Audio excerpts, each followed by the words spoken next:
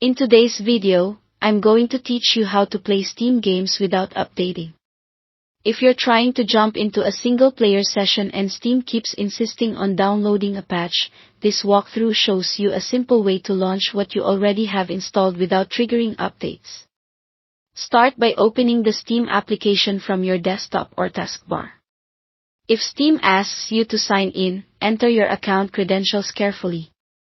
Mistyped details are the most common reason sign-ins fail, and if you do hit a snag, there are password recovery options on the login screen.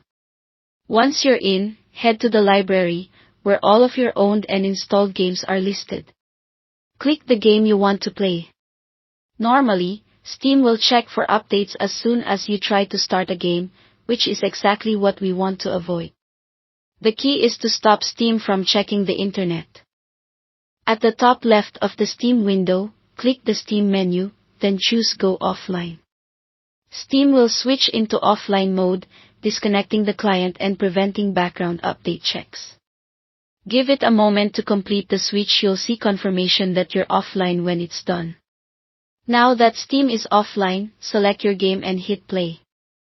Because the client isn't connected, it won't prompt you to download anything, and the game should launch using the version already installed on your computer.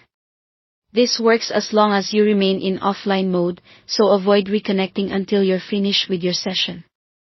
There are a few trade-offs. Anything that relies on an internet connection won't be available while you're offline.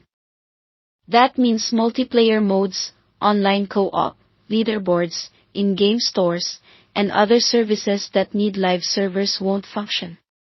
This approach is ideal for single-player campaigns, local modes, or any content that was fully installed previously. Your progress and achievements will still be tracked locally and can sync the next time you go online, depending on the game. Thanks for watching.